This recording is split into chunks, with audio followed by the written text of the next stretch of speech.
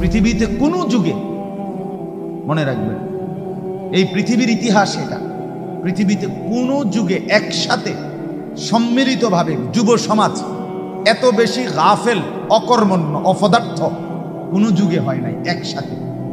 এখন যে আগে একটা সমাজে, একটা এলাকায় বখাটে দুশ্চরিত্র একজন ছিল, দুইজন ছিল, চিহ্নিত, কথা বোঝেন নাই, চিহ্নিত হয় তারে মানুষের চিন্ত, তেসু গ্রামে চুক্তি হয়তো একজন, তে একটু খারাপ, তার লগে মিশ্র না।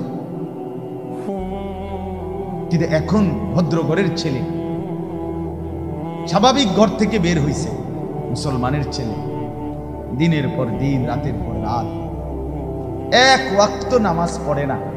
এতে মা বাবারও কোনো আফসোস নাই, এলাকাবাসীরও কোনো আফসোস নাই, পাড়া মহল্লার সর্দার মাতব্বর কারো কোনো আফসোস নাই, কারো মুখে এই নিয়ে কোনো আলোচনা নাই যে কি আমগো এলাকার যে ফোলাপাইন্ডি এগুলা যে কোনো নামাজই পড়ে না, আমগোর সামনে দুষ্টামি করে, হাঁটাহাঁটি করে, আমরা কি এটা বলতে পারি না? এই অনুভূতিটুকু পর্যন্ত লোপ পাইছে। আহ, এত দুর্ভাগ্য মুসলমানের ইতিহাসে আর কখনো হয়। বেনামাজি আগেও ছিল, কথা বোঝেন নাই, বেনামাজি আগেও ছিল, এতটা গাফেল আগে ছিল, মা বাপ এত অসচেতন আগে ছিল, আগে ছিল।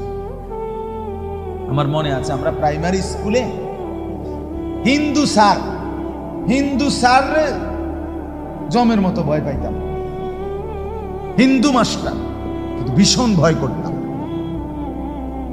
স্যারে দেখলে মাইরা লেগে এতটা ছিল একটা সময়। কত আজ থেকে 500 বছর আগে, ঠিক না? আমার বয়স ধরেন 500 বছর, আমি আদি যুগের মানুষ, এরমনি আমার বয়স 42 বছর রানী শুরু হয়েছে, 41 শেষ হয়েছে, তাহলে 30 বছর আগের কথা। আমার পড়ালেখার প্রাইমারি ছোটবেলার জীবন 30 বছর আগের কথা না, 30 বছর আগে। তাহলে এই জন্য বললাম জিন্দিগিটা মোবাইলটার উপরে তুলে দিচ্ছে, হাসি কান্না আনন্দ বেদনা, হাসলে কাশলে, পেশাব পায়খানা, টয়লেট বাথরুম, হ্যাঁ, হোটেল রেস্তোরাঁ পার্ক, যেখানে যখন যাবে 24 ঘন্টার মেইন কাজ আগে একটা ছবি উঠানো, আগে ছবি উঠানো, এরপরে বাকি কাজ। আমি সেদিন ওই ফেরিঘাট, ফেরির মধ্যে উঠছি, বুঝছেন, ফেরি পার হমু আর কি, আমার গাড়ি উঠছে, আমিও উঠছি, তো দেখলাম যে মোটর সাইকেল দিয়ে এক ছেলে ফেরিতে, মোটর সাইকেলটা নিয়ে উঠছে ফেরিতে, ওইটা মাত্র এক পাশে এখানে ব্রেক করে থুইছে, থুইয়া মানে 1 মিনিট দেরি হয়েছে না, আগে এটার পাশে দাঁড়াইয়া একটা ছবি উঠাইছে, উঠাইয়া চুল টুল ঠিক করে ছবিটা 2-3টা পোস্টে উঠাইয়া এরপরে হেঁটে চারিদিকে চাইছে যে আগে মানুষ আসেনি আরো, না আমি শুধু, মানে তার প্রথম দায়িত্ব কি উঠানো, ছবি উঠানো। তাহলে কি পরিমাণ ছাগল মানুষের বাচ্চা পরিণত হয়েছে। তুমি মোটর সাইকেলের লগে খাড়াইয়া ফেরির মধ্যে ছবি উঠাইয়া ফেসবুকে দিলা, তোমার এটা কোন ছাগলে দেখবো? এটার মধ্যে দেখার কি আছে? মোটর সাইকেল কি বাপ দাদা 14 গোষ্ঠী কেউ চালাইছে না? কথা বলেন না কেন? তো তুমি এটা কিতা দিয়ে কি দেখুন কি আছে? মোটর সাইকেলে কি আশ্চর্য, আর তুমি কি আশ্চর্য? কথা বলে এমন যদি হইতো যে আমি চাঁদের দেশে গিয়ে মাত্র মোটর সাইকেলটা ধুইছি, ধুইয়ে এখন চাঁদের দেশের থেকে একটা কি দিছি, মাশাআল্লাহ ভালো কথা, তো বেড়া চাঁদের দেশে মোটর সাইকেল চালায়, এটা একটা বিশেষ কিছু হইতে পারে। কিন্তু এনতে রোডেতে চালাইয়া গিয়া ফেরি তুটছে, এটার মধ্যে আশ্চর্যের কি আছে? আহ, মানে রুচির দুর্ভিক্ষ, রুচিহীনতা, মন মানসিকতা একদম নিচে নেমে গেছে, একদম অনুভূতি, বিবেক লোপ পেয়ে গেছে, লোপ। মা বোনদের বেহায়াপনা, চূড়ান্ত সীমায় নেমে গেছে। মহিলারা, পুরুষ সামনে দোনো পাশে ডানে বামে হাঁটতে উঠতে লড়তে দৌড়তে কোনো লজ্জাবোধ করে না। কি বেড়ার গাত লাগে না, বেডিতের গাত লাগে না, অটোর গাত লাগে না, সিএনজির গাত, এত সময় নাই, পুরো ব্যস্ত। বাজার, মার্কেটিং, দোকান, কেনাকাটা, আফসোসের। মানে এটাই বললাম আমি, একসাথে সবাই, অধিকাংশ, বেশিরভাগ অধপতন একসাথে মুসলমানের সমাজে 1450 বছরে আর কখনো এতটা ছিল, অল্প অল্প ছিল, অল্প একজন দুইজন বেপর্দা নারী, বেহায়া মহিলা, লজ্জা শরম কম, এরম বেডি ছিল একজন দুইজন, 2 গ্রামে 4 গ্রামে। ব্যস্ত থাকলে আল্লাহর কথা শুনে 1000 বছরও লাভ হবে। যদি রেকর্ড করতে হয় তো সামনের দিকে এরকম স্ট্যান্ড কিনে আনি, স্ট্যান্ড না থাকলে বাঁশ টাস ভাঙ্গা লইয়া ফেলবে।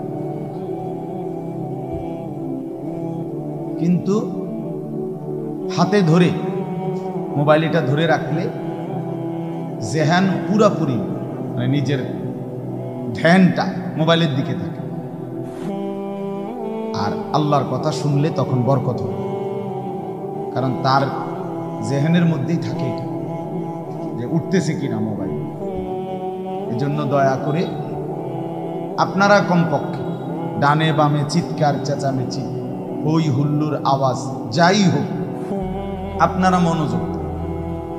আমার অনুরোধ, এই ভেতরে বসছেন যারা, আমি কাউকে, বুড়া হোক জওয়ান হোক মুরব্বী হোক, আর কাউকে কোনো রকম অনিয়ম বা অবহেলা করতে দেব না ইনশাআল্লাহ। এটা আমার তবিয়ত। আমার কথা হলো কম শুনুন, মনোযোগ দিয়ে শুনুন, আন্তরিকতা নিয়ে শুনলে, নিজের ভিতরে নেক মানসিকতা যদি থাকে, গ্রহণ করার মানসিকতা, তার অল্প কথা তো ফায়দা।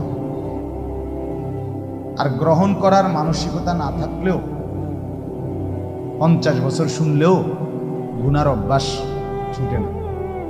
দেখেন না 70 বছরের বুড়া মানুষ চা দোকানে টেলিভিশন দেখে, এত বড় বুড়ো মানুষ মুরব্বী, উনি এখনো যদি বিড়ি খায়, সিগারেট খায়, এখনো যদি চা দোকানে টেলিভিশন দেখে, তো ওনার এই মন্দ অভ্যাস, বদ অভ্যাস কত বছর পরে চলবে? উনি আরো 100 বছর বাঁচলে গিয়া বুঝবে এটা গুনাহ। আর ওনার আর মেয়াদ আছে।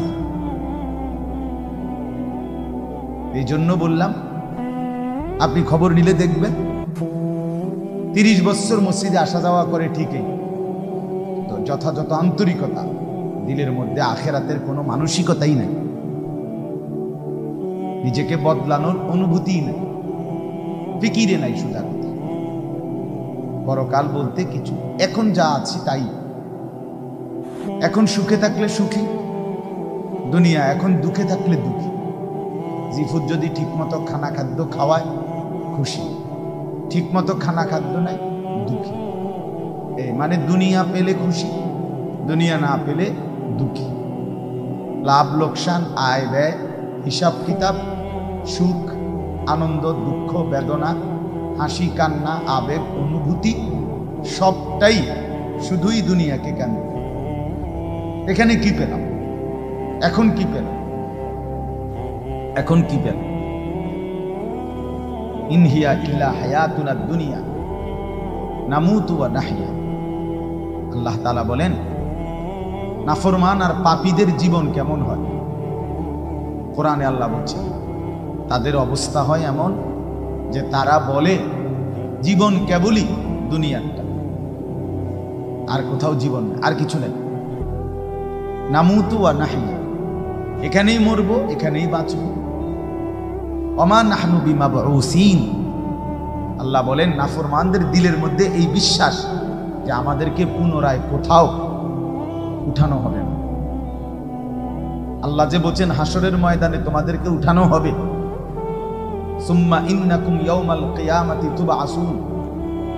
আল্লাহ তাআলা বলেন, তোমাদের প্রত্যেককে কিয়ামতের দিন হাসরের মাঠে তোলা হবে। আল্লাহ বলেন বেঈমানের দিলে এটা থাকে না। তার কথা হলো প্রাপ্তি অপ্রাপ্তি, লাভ লোকসান, ভালো মন্দ, হাসি আনন্দ, দুনিয়া। ছেলে বিদেশ থেকে টাকা পাঠাইতেছে, খুশি। ছেলে বিদেশ থেকে টাকা টুকা ঠিক মতো দেয় না বা কামাই রোজগারি কম, জিজ্ঞাসা করবেন কেমন আছে, কি এর বালা, আমরা আর বালা কি, হ্যাঁ কি সমস্যা কি চাচা, এ ফোলাগারে কত ঋণ ফিন করিয়া সুদে টাকা নিয়া কিস্তিতে টাকা লইয়া বিদেশ পাঠাইছি, তেয়ন টাকা পয়সা পাঠায় না, আর বালা কি। তাহলে উনি দুঃখী কেন, টাকা নাই। আবার টাকা পাঠাইতেছে, মাশাআল্লাহ, পান খাওয়ার স্টাইলই আলাদা, চা খানার ঢঙে আলাদা, কথাবার্তার স্টাইলই ভিন্ন। কেমন আছেন, আসি আল্লাহর রহমতে, আপনাকে দোয়ায়, দশজনের দোয়ায় আল্লাহ ভালোই রাখছে। কেমনে ভালো, এতে আল্লাহর রহমতে টাকা পাঠায়, আমরা তার মা আমি আমরা মিল্লা খাইয়া পইরা ভালো আছি। তাহলে ভালো থাকে দুনিয়া, ভালো থাকে, ভালো নাই দুনিয়া ভালো না থাকে। আখিরাত, কবর, মৃত্যু পরবর্তী জিন্দেগি, সেই জন্য কি ব্যাপার, তার জন্য কোনো আলোচনা লাগবে না, এর জন্য কোনো কথা নাই। তাইলে কারো মধ্যে এই আলোচনা, স্বামী স্ত্রী পরস্পরের আলোচনা, এ ঘর সংসার বাজার, খাট ফার্নিচার ভালো, সোফা, হ্যাঁ আসবাবপত্র গহনা অলংকার, এই নিয়েই পেরেশান, এই নিয়ে জিন্দেগি, এর মধ্যেই আবদ্ধ। তো আখিরাত তাহলে কার জন্য, পরকাল কার জন্য? আমরা মুসলমান, আমরাই যদি পরকাল না চিনি, না বুঝি, আমাদের উচ্চারণে, আমাদের অনুভূতিতে, আমাদের আচরণে, আমাদের কথাবার্তা উঠা বসার মধ্যেই যদি পরকালের কোনো নমুনা দেখা না যায়, তো হিন্দু বৌদ্ধদের মধ্যেই দেখা যায়। কথা উত্তর দেন। কবর, হাসর, আখিরাতের চিহ্ন ভেসে ওঠার কথা চালচলনে মুসলমানদের মধ্যে না কাফেরদের মধ্যে? মুসলমানদের মধ্যে। কথা তো ছিলই। আল্লাহর প্রিয় বান্দারা, অসংখ্য আল্লাহর নেক বান্দাদের জীবনে আছে, রাত্রিতে ঘুমাইতেন না। জিজ্ঞেস করতে কেন ঘুমান, বলছে জাহান্নামের ভয় ঘুমাতে দেয়, কবরের ভয় ঘুমাইতে দেয়। হযরত আবু বকর সিদ্দিক রাদিয়াল্লাহু তাআলা আনহুর মতো সাহাবী আফসোস করে বলতেন, হায় আমি যদি একটা গাছের পাতা হতাম, আমাকে যদি একটা চতুষ্পদ জন্তু, গরু কিংবা ছাগল, সেই পাতাটা যদি খেয়ে ফেলত, অর্থাৎ আমি যদি মানুষ না হতাম, অথচ কি পরিমাণ আমলের অধিকারী ছিল। হযরত ওমর রাদিয়াল্লাহু তাআলা আনহুর চেহারা, কপালের দুই পাশ থেকে লম্বা অঝরে কান্নার কারণে দাগ পড়ে গেছিল। হযরত ওমর রাদিয়াল্লাহু তাআলা আনহুর ইন্তেকালের মুহূর্তে হযরত আব্দুল্লাহ ইবনে আব্বাস সাহাবী, তিনি বলছিলেন, আপনাকে আল্লাহ তাআলা অনেক মর্যাদা দিয়েছেন, আপনি 10.5 বছর মুসলমানদের খলিফা ছিলেন, আপনার মাধ্যমে আল্লাহ তাআলা দিক দিগন্ত মুসলমানদের বিজয় দান করছেন, কত রাজ্য কত এলাকা আপনার এই 10 বছরে বিজয় হয়েছে। আপনার অনেক সম্মান, অনেক মর্যাদা, অনেক গুণ, অনেক বৈশিষ্ট্য। হযরত ওমর রাদিয়াল্লাহু তাআলা আনহু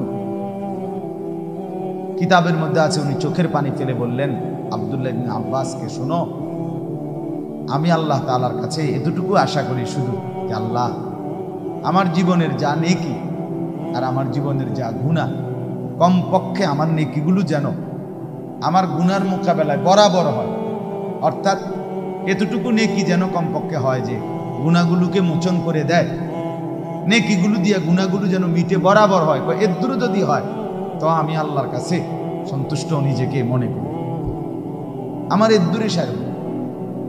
অর্থাৎ নিজের এই বিপুল পরিমাণ ন্যাক আমলকে কিছুই মনে করেন, সামান্য। তা আমাদের পুঁজি কোথায়?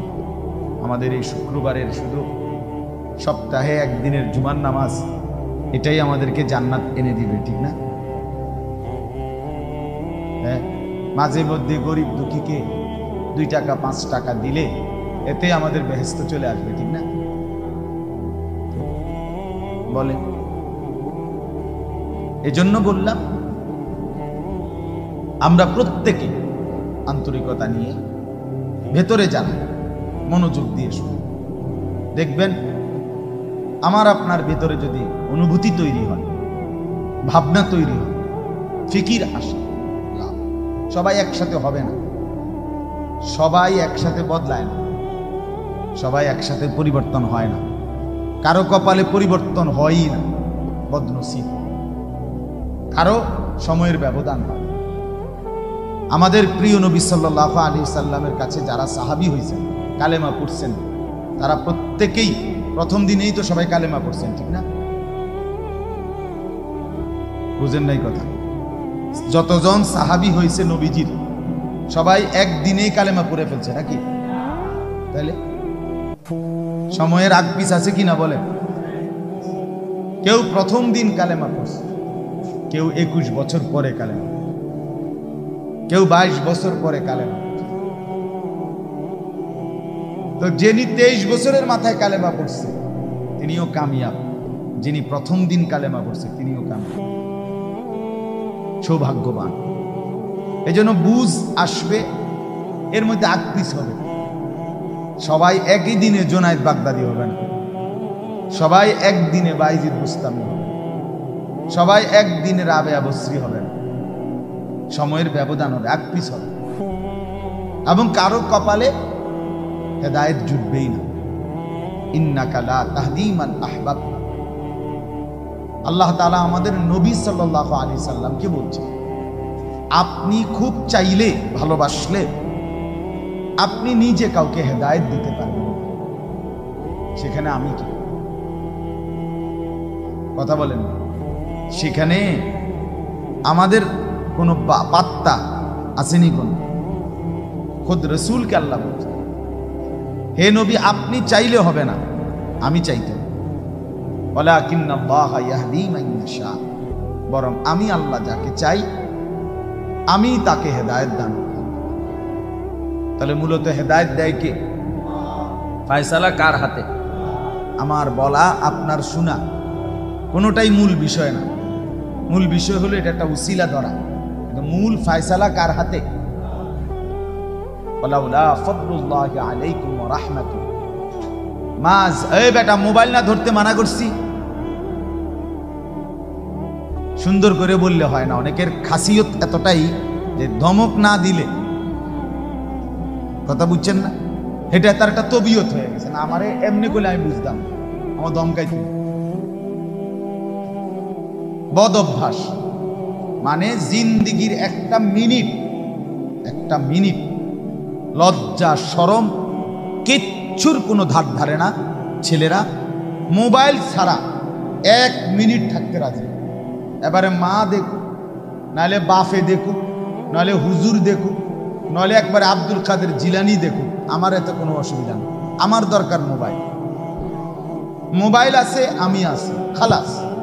আমার জিন্দিগির এবার ইজ্জত থাক বা না থাক, আমার চরিত্র থাকুক বা না থাকুক, আমার আল্লাহ খোদা আখেরাত পরকাল কিচ্ছু না থাকুক, আমার মোবাইল আছে, খালাস, আমার জিন্দিগি শেষ। এই হলো জিন্দিগি, মানে জীবনটাই মোবাইলটাই জীবন। বেঁচে আছে মোবাইল টিপবার জন্য, মোবাইল বানানো হয়েছে তার কাছে পৌঁছবার জন্য। আজ ছেলেদের হালাত মানে বেঁচেই আছে, এটার জন্য বেঁচেই আছে।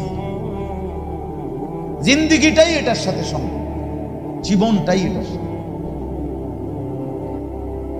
পৃথিবীতে কোনো যুগে, মনে রাখবেন এই পৃথিবীর ইতিহাস এটা, পৃথিবীতে কোনো যুগে একসাথে সম্মিলিতভাবে যুব সমাজ এত বেশি গাফেল, অকর্মণ্য, অপদার্থ কোনো যুগে হয় নাই একসাথে।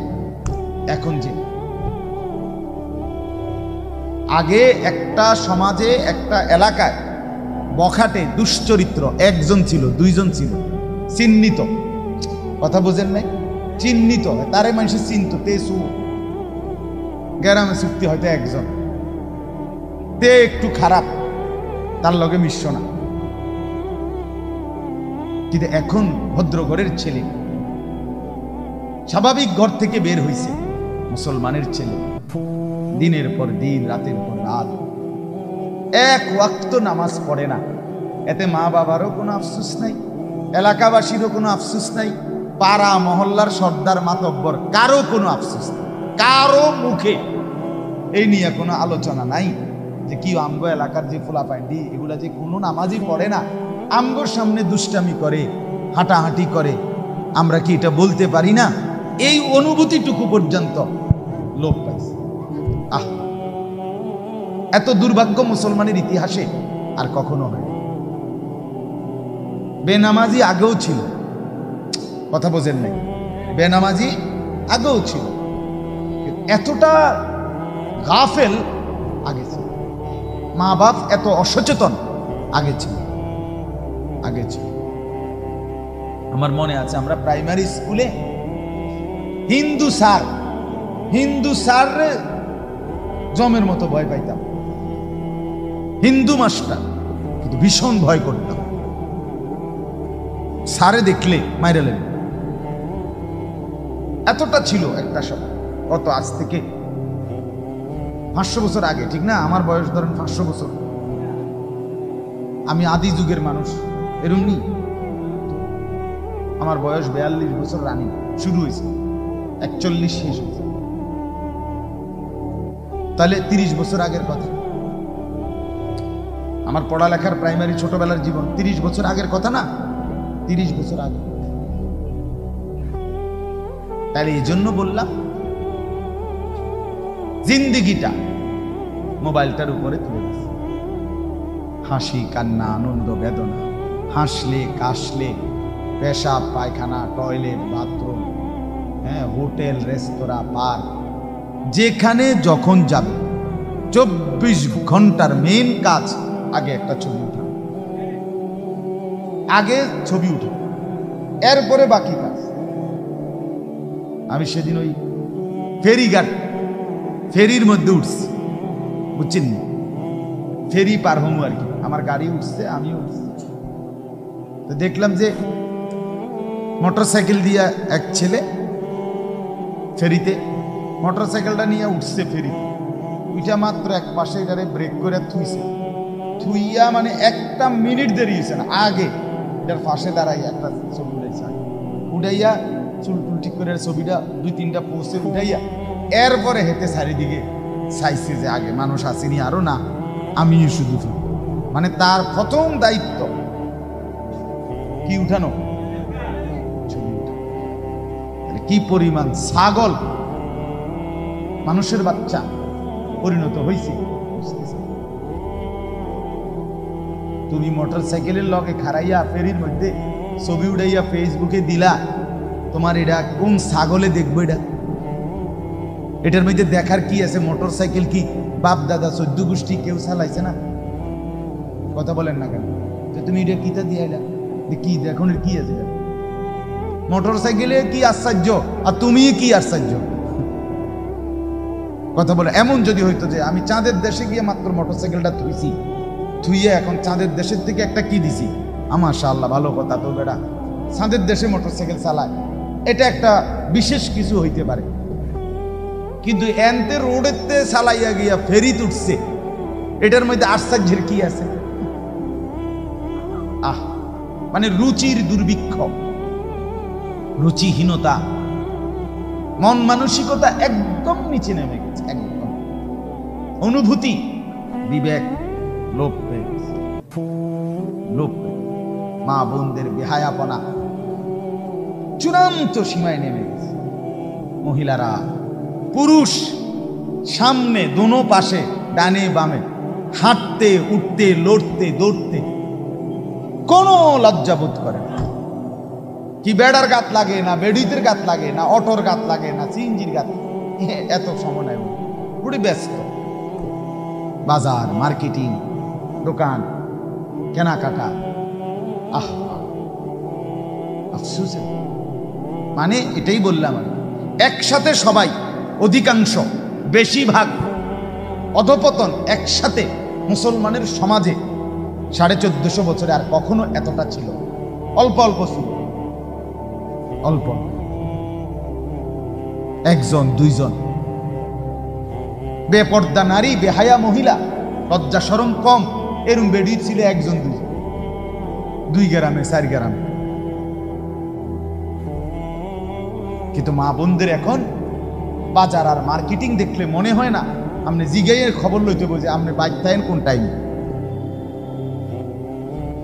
সপ্তাহে কোন দিন আপনি বাড়িতে থাকেন কখন, আপনি আপনি শনিবারও দেখবেন এগুলি বাজারে, রবিবার, সোমবার, মঙ্গলবার, বুধবার, বৃহস্পতিবার, শুক্রবার, শীত, গরম, রোদ, বৃষ্টি, বান, তুফান, ঘূর্ণিঝড়, টর্নেডো, সাইক্লোন, সিডর, মহামারী, করোনা, আরো যদি কিছু থাকে, উনি মার্কেটে যাবেন, বাজারে যাবেন।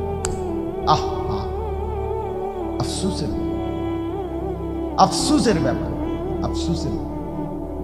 আমরা অতিরিক্ত আত্মবিস্মৃত জাতি হিসেবে পরিগণিত হচ্ছি। মেহেরবানি করে 8টায় ইনশাআল্লাহ এশার নামাজ হবে, এজন্য দয়া করে আশপাশে আজান হলে বাহিরের মাইক বন্ধ করে দেওয়া হবে, এখানেই নামাজ হবে, এজন্য দয়া করে উঠাউঠি করে।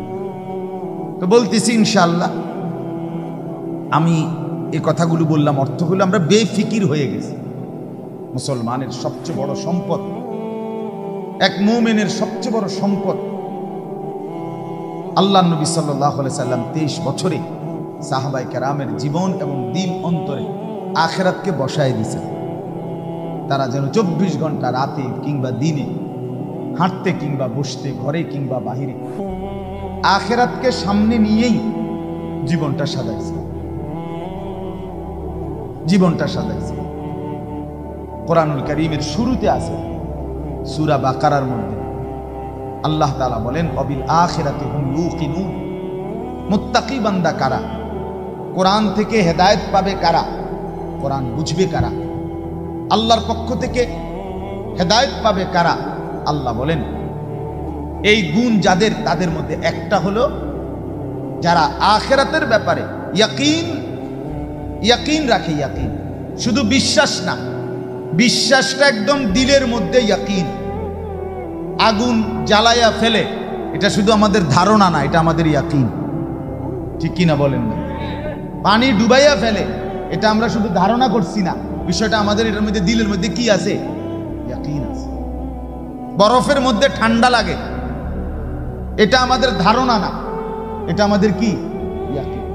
তার চাইতে বেশি ইয়াকিন আল্লাহ বলে যার অন্তরের মধ্যে আখিরাতের ব্যাপারে, সে মুত্তাকি, সে আমি আল্লাহর পক্ষ থেকে হেদায়েত প্রাপ্ত, সেই সফল, সেই জান্নাত। ইয়াকিন পর্যায়ে থাকতে মানে 1 সেকেন্ড আমি যদি দুঃখে পড়তে পড়তে পড়তে জীবনের কোনো চাওয়া পাওয়া পূরণ নাও হয়, কিচ্ছু জীবনের আশা, কত সময় কত কিছু চাইছি, কিছুই পূর্ণ হইল না, খোদার কসম তবুও বিশ্বাস করতে হবে আল্লাহই সত্য, আখিরাতই সত্য।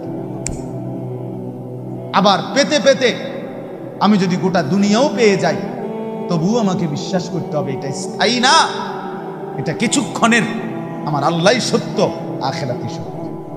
যার কারণে সাহাবায়ে কেরামের মধ্যে যারা প্রচন্ড গরিব ছিলেন, ওনারাও শতভাগ বন্দিগি করছেন।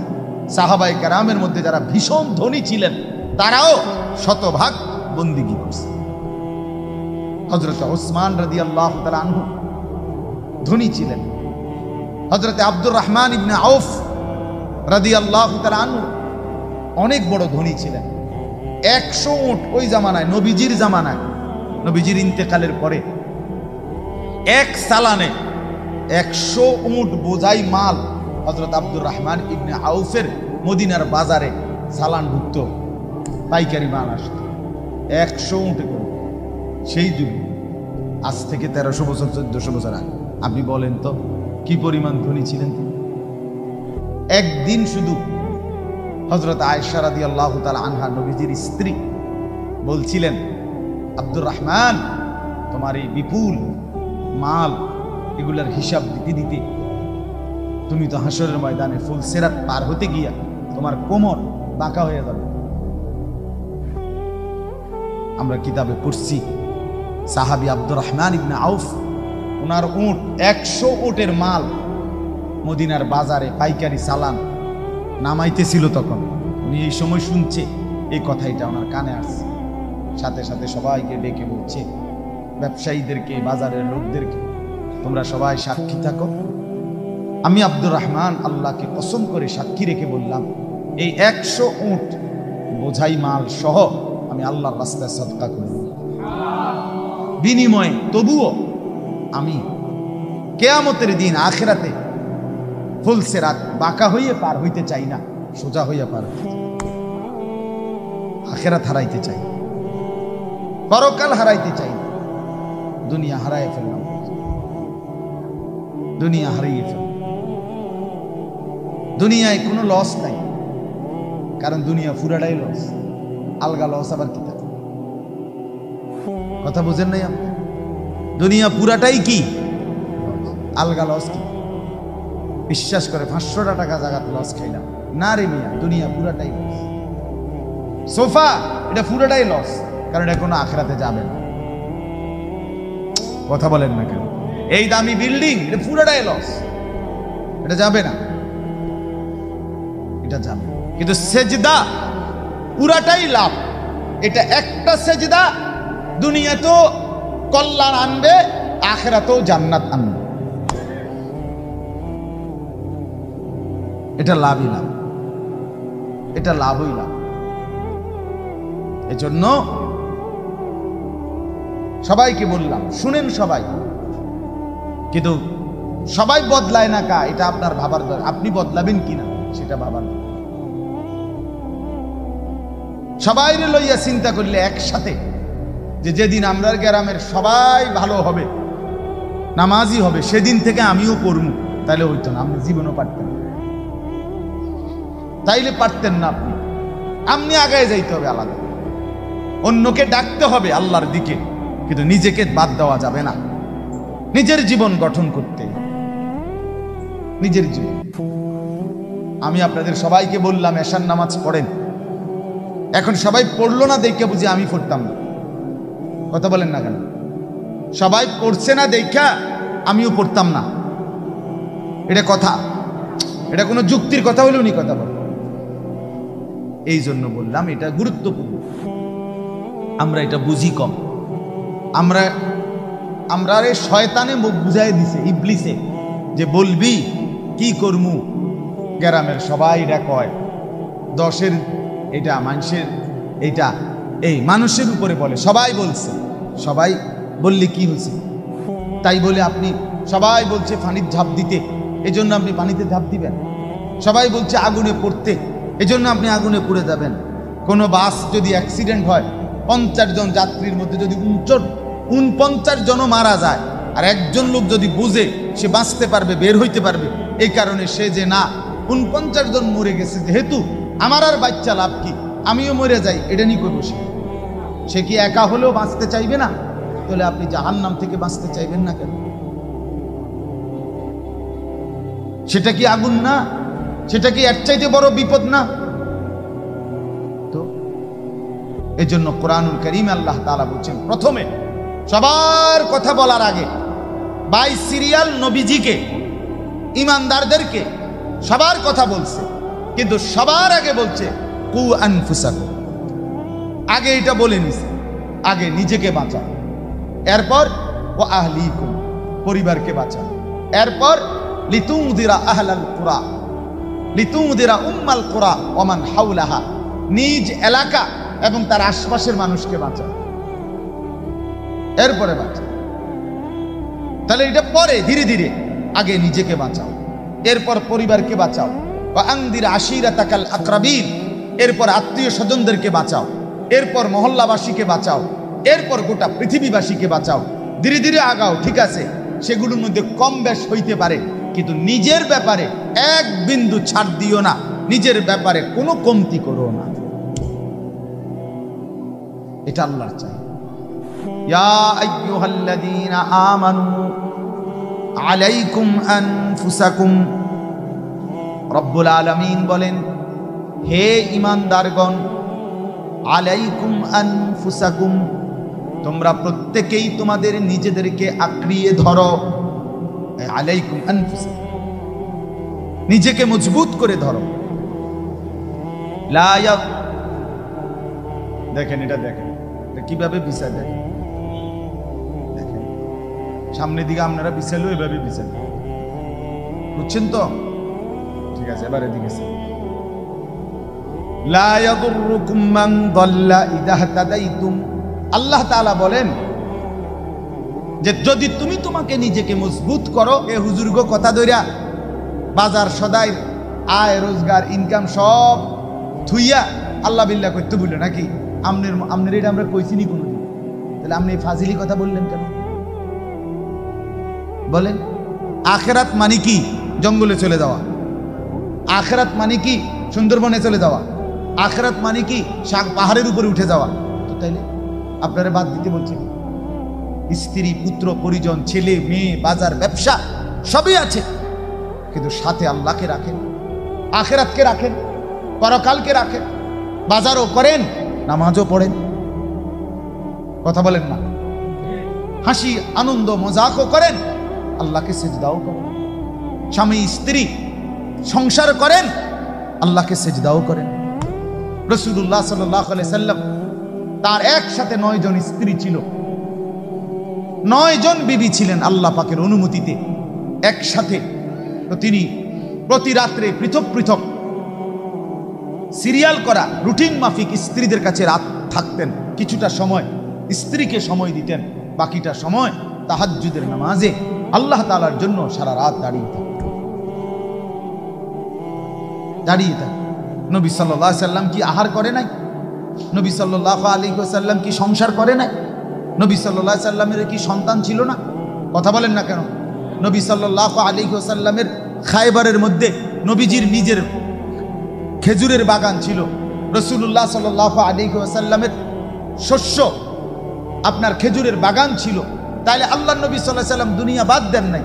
সাহাবায়ে কেরামের অসংখ্য সাহাবী তারা বাজার করতেন, ব্যবসা করতেন, তরি তরকারির চাষাবাদ করতেন, খেজুরের বাগান করতেন, আঙ্গুরের বাগান করতেন, তারপরে আখিরাতের বন্দিগিও করতেন। এটাকে বাদ দিতে বলছে কেউ আপনাকে? আমরা বললেই উল্টা কথা কয়, উল্টা মাইতো না চাই হুজুররা এত কথা ধরলে আর চলন যাইতো না। না আপনি একটা চলিন্ন হইয়া গেছেন, আর আমরা উঠতে রয়েছি সবাই। আমনে গেল ভাত খান, আমরা 3 বেলা চিরা খাই ভিজাইয়া।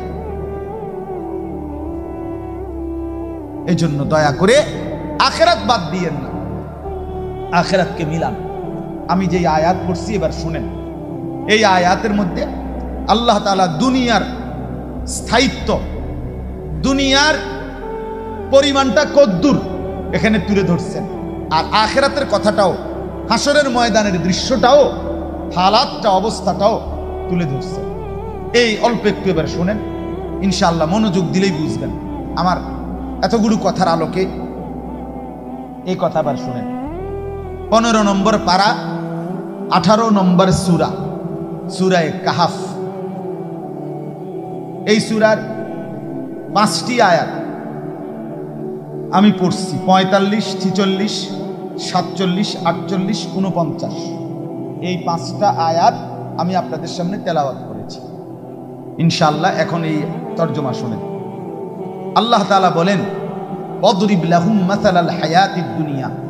হে নবী, বন্ধু আমার, আপনি আমার বান্দাদের নিকটে দুনিয়ার হায়াতের দৃষ্টান্ত বর্ণনা করেন। প্রত্যেকের দুনিয়ার হায়াতটা কদ্দুর। আমরা যারা দুনিয়া জন্ম নিলাম, মৃত্যুবরণ করলাম, আর মাঝখান দিয়ে যা দৌড় ঝাঁপ, মেহনত, চেষ্টা, তদবির, মারামারি, দরাদরি, চিরাচিরি যে যা করলাম, সব মিলাই কদ্দুর। কি করলাম? আল্লাহ বলেন এটার উদাহরণটা বান্দাকে বলেন, আপনার উম্মতকে শুনান। আজকে 2-3 দিন বৃষ্টি হইতেছে না? আল্লাহ তাআলা বলেন এই দুনিয়ার জিন্দিগিটা কামাইন আনজালনাহু মিনাস সামাই, ক্ষেতের উপরে বৃষ্টির পানির মতো যা আসমান থেকে বর্ষিত হয়। এই বৃষ্টির সাথে তুলনা দিচ্ছে ক্ষেতের উপরে। আচ্ছা, এই কথাটা আমি বুঝাইতেছি আপনারা, এমনি বুঝবেন, সহজ সুন্দর। আমরা যারা এটা বুঝি যে ধান প্রথম কৃষক ক্ষেতের মধ্যে ধান ফেলে, জ্বালা হিসাবে ফেলে, ফেলার পরে কিছুদিন পরেই, অল্প কয়েকদিন পরেই ছোট্ট ধানের ভিতর থেকে একটা সবুজ গাছ প্রথম কি হয়, বের হয়, হয় কি না বলেন? এইবার এই সবুজ গাছের চারাটা, যেটা ধান ফাইসা কি হয়েছে, বের হয়েছে, এটা বাড়তে থাকে। এটা কি থাকে, বাড়তে বাড়তে এরপরে এটার মধ্যে ধান আবার বড় সবুজ গাছ হয়, পুরা ক্ষেত সবুজ শ্যামল গাছে ভরা ধান গাছ, এগুলোর মধ্যে থেকে নতুন ধান বের হয়। কিছুদিন পরে এগুলো আবার এই সবুজ সুন্দর মনোমুগ্ধকর ক্ষেতটা, ধান ক্ষেত, এটা হলুদ হয়ে যায়। হলুদ মানে পাইকা গেছে, হলুদ হয়ে গেছে মানে কি, কথা কন না। এরপরে কৃষক হলুদ পাকা ধান গাছ সহ কাইটা আনে, কাইটা বাড়িতে আনে, আনার পরে সেটাকে ধান গাছ থেকে আলাদা করে, মানে ধান মাড়ায়, ঠিক আছে না, ধান আলাদা করে আপনার বস্তা ড্রাম যেখানে রাখার রাইখা দিছে। এখন আর রয়ে গেছে কি, হলুদ গাছগুলো, ঠিক না, এগুলো শুকাইতে দেয়। শুকাইতে দিলে কয়েকদিনের মধ্যে এগুলো যখন শুকায়, এইবার এই গাছগুলোই খড়কুটার মতো উড়তে থাকে। বাতাসের মধ্যে কি হয়, ওড়ে, ওড়ে না? বাতাস আসলে খড়কুটা উড়ে কি না বলেন? আচ্ছা, এইবার কোন এই যে খড়কুটার মতো উঠতেছে, ওই প্রথম যে ধান ফেলছিল, গাছ বের হয়েছিল, এই থেকে এই আজকের এই খড়কুটা পর্যন্ত পৌঁছা পর্যন্ত এইটুকু সময় মোট কয়শো বছর? কথা কন না কেন? 3 মাস, নইলে 4 মাস, নইলে 6 মাস। 6 মাস হয় না, 4 মাস, 4.5 মাস, 3.5 মাস, আমরা এই 4-5 মাসে ধরি, ঠিক আছে না কথাটা? এই 4-5 মাস আল্লাহ তাআলা বলেন, বান্দা বিশ্বাস করো, তোমার 60 বছর, তোমার 70 বছর, তোমার 80 বছর, তোমার 90 বছর, কিংবা 40 বছর, কিংবা 100 বছর, কিংবা 110 বছর, যার হায়াত যতটুকু, ঠিক ওই কৃষকের ক্ষেতের ধান শুরুর থেকে খড়কুটা বাতাসে উঠতেছে এই পর্যন্ত যেটুকু সময়, তোমার দুনিয়ার হায়াত এইটুকু। বুঝেন নাই কথাটা? কামাইন আনজালনাহু মিনাস সামা, আল্লাহ বলেন দুনিয়ার জীবনটার দৃষ্টান্ত এরকম যে যেন আকাশ থেকে ধান ক্ষেতের উপরে বৃষ্টি পড়লো, বৃষ্টি পড়লো। আনজালনা, এখানে একটা কথা মনে রাখতে হবে, বৃষ্টি। আল্লাহ তাআলা বলেন আনজালনা, আমি নাজিল করেছি। বৃষ্টি আল্লাহ কি করছে? এই কোরআনের ব্যাপারে আল্লাহ বলছে, কোরআন আমি নাজিল করেছি। পোশাকের ব্যাপারে, পোশাক আল্লাহ বলেন আমি নাজিল করেছি। লোহা, লোহা আল্লাহ বলেন কোরআনে আমি নাজিল করেছি। আল্লাহ তাআলা যা কিছু নাজিল করে তা বান্দার জন্য রহমত। যেমন কোরআন আমাদের জন্য মুসিবত না রহমত, ঠিক বৃষ্টিও আমাদের জন্য রহমত। লোহা আমাদের জন্য রহমত, আমাদের দেহের পোশাক আমাদের জন্য রহমত। পৃথিবীর কোনো প্রাণী, সব প্রাণী নিজ দেহের অঙ্গ দিয়া, লেজ কিংবা দেহের অংশ দিয়েই সে তার লজ্জাস্থান ঢাকে, কিন্তু মানুষই একমাত্র প্রাণী যে পোশাক ছাড়া